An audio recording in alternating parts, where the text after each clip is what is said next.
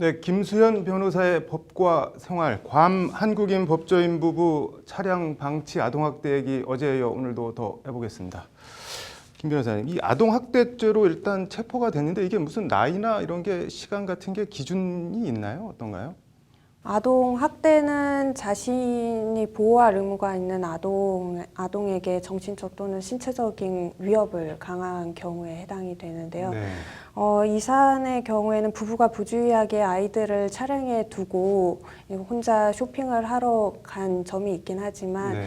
어떤 학대의 혐의, 예를 들어 그러니까 신체적이나 정신적으로 위협을 가할 정도는 아니었다라고 해서 학대 혐의를 적용하진 네. 않았고, 다만 이제 아동의 신체적 또는 정신적 건강에 위험이 발생했는지 여부와 무관하게 아동을 홀로 차량에 15분 이상 방치했기 때문에 경범죄로 처벌이 된 것입니다. 네, 미국에서는 이렇게 애들 그냥 차에 놓고 내리면 처벌받는 사례가 많이 있나 보죠, 실제로? 네. 미국 중에서도 특히 괌같이 기온이 높은 곳에서는 아이들이 홀로 차량에 방치되었다가 사망에 이르는 경우도 많이 발생했기 때문에 이를 엄격히 처벌하고 있습니다. 네. 우리나라는 어떻게 되나요?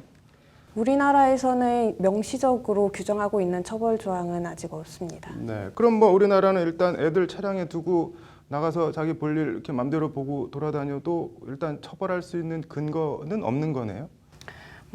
만약에 아이가 다치거나 사망했다면 과실치사상죄나 아동학대 처벌법으로 처벌이 될 수 있겠지만 실제로 그런 이유로 이를 근거로 해서 부모가 처벌된 사례는 아직까지는 없습니다. 네.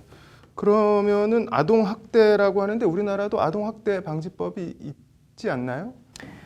네, 아동학대라고 이제 아동복지법에서 규정을 하고 있는데요. 네. 아동복지법에서 규정하고 있는 아동학대란 보호자를 포함한 성인이 아동의 건강 또는 복지를 해치거나 정신적인 발달을 저해할 수 있는 신체적, 정신적 그리고 성적 폭력이나 가혹행위를 하는 경우나 또는 아동의 보호자가 아동을 유기하거나 방임한 경우에 해당한다고 규정을 하고 있습니다. 네.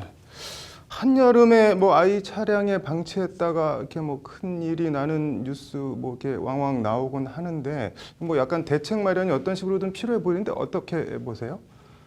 네, 아무래도 대책 마련이 필요한 상황입니다. 그래서 국민의당 송금주 의원은 군전자 또는 동승자가 차량에서 벗어날 때 그 차량에 미취학 아동을 홀로 방치한 경우에 이를 형사처벌할 수 있는 도로교통법 개정안을 발의하겠다고 현재 예정한 상태입니다. 아, 그것도 도로교통법에 들어가는 모양이네요. 네.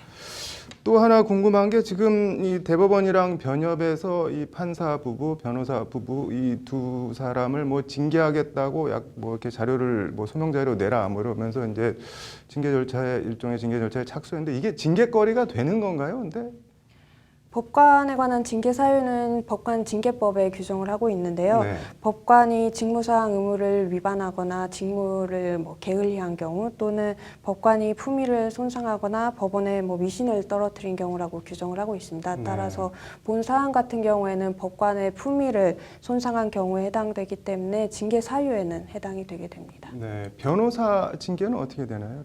네, 변호사도 변호사로서의 품위를 손상시킨 경우에 해당하는지 여부에 관해서 우선 검토가 이루어질 예정입니다. 네, 뭐 이 변호사 남편 인터넷 카페에 잘못 알려진 측면이 많다, 억울하다, 뭐 이런 취지의 글을 올렸다가 뭐 지금은 삭제가 됐다고 하는데 본인들 입장에서야 뭐 억울한 측면이 없지 않아 있겠지만 어쨌든 뭐 판사로 변호사로 법을 다루고 뭐 누군가를 단죄하는 입장에 있는 사람들인데 아무튼 조금 본인들 옆을 뒤를 좀 돌아볼 수 있는 성찰의 시간이 됐으면 하는 바람, 개인적으로 그런 바람입니다. 잘 들었습니다.